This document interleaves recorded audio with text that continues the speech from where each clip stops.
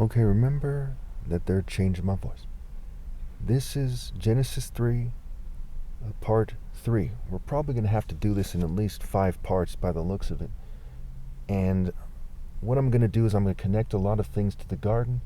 And by the time I'm done with these 5 parts of the series, which is part of the greater Genesis series, which I'm probably going to end on part 11 or 12.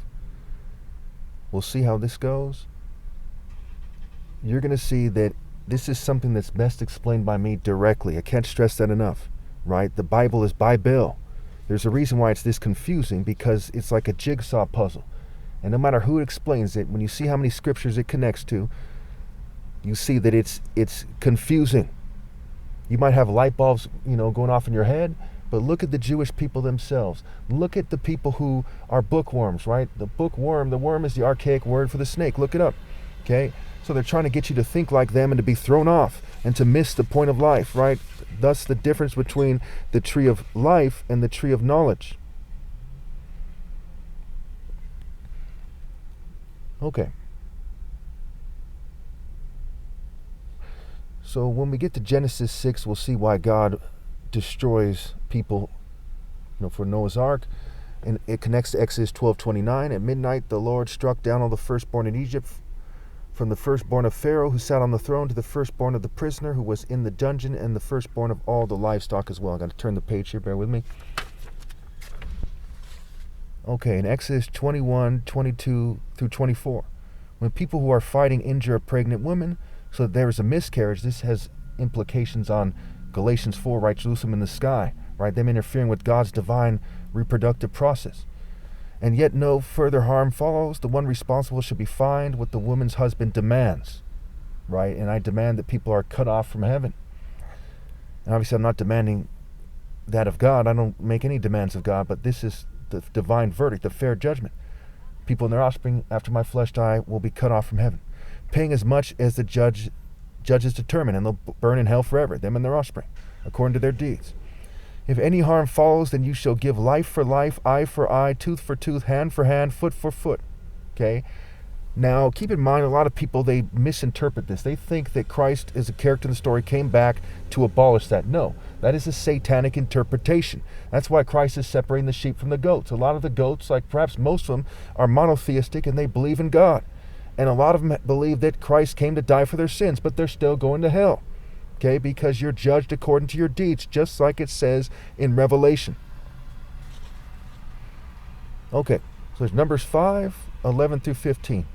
The Lord spoke to Moses, saying, "Speak to the Israelites and say to them, if any man's wife goes astray and is unfaithful to him, if a man has had intercourse with her, but it is hidden from her husband, so that it is undetected, though she was defiled, and there is no witness against her since she was not caught in the act." So again, someone cheating on someone behind their back.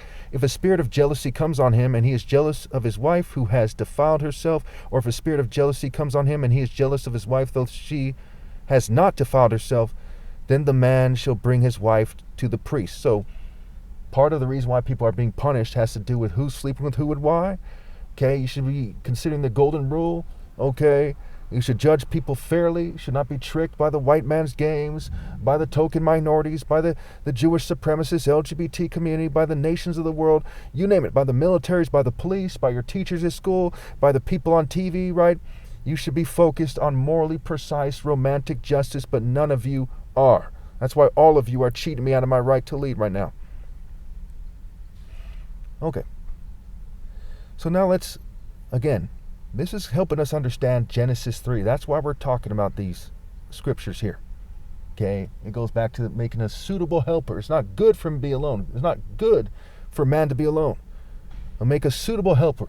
Right? The ground is cursed. Worldly people are cursed. People who choose the flesh instead of the spirit. People use psychology like all the churches, mosques, synagogues, instead of the spirit of universal pinpoint and moral precision, as they cheat me out of my right to lead. Some are nicer than others, but all of them are very wrong, and they're hell-bound.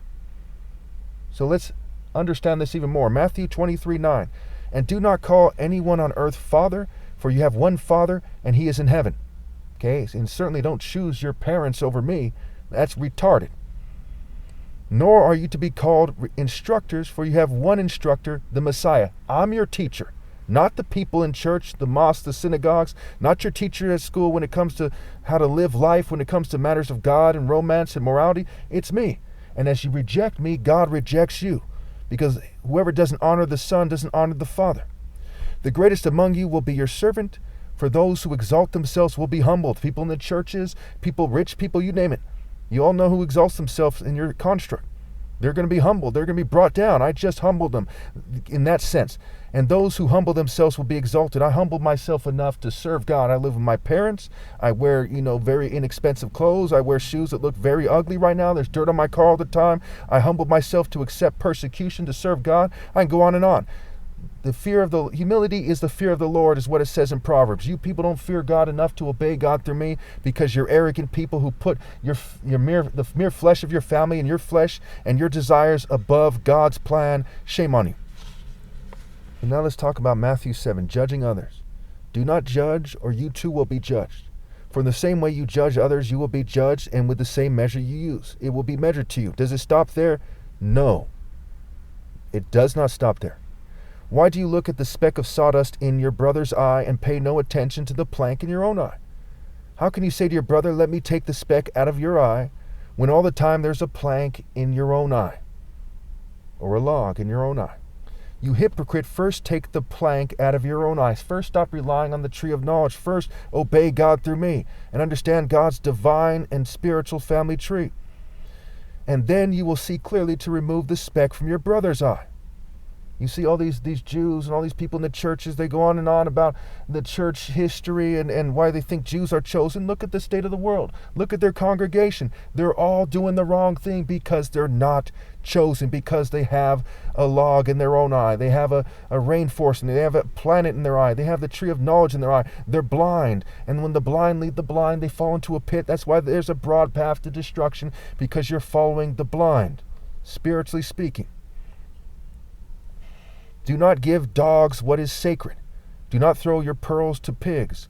If you do, they may trample them under their feet and turn and tear you to pieces. This connects to Proverbs 11:12, right? A beautiful woman who rejects good sense is like a gold ring in a pig's snout. To the demons they are cast into the pig when the pig went and drowned itself. It connects to Genesis, the suitable helper, which connects to beautiful women, control of the government, the churches. You've given these things as a society, as a planet, to complete scum.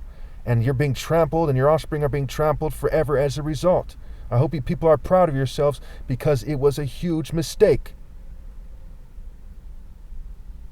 And so you're being torn to pieces. You're being dashed to pieces like pottery, because you keep following these monsters who order people to shun me and persecute me, who insist on cheating me out of my right to lead. Just pure evil, low stock filth.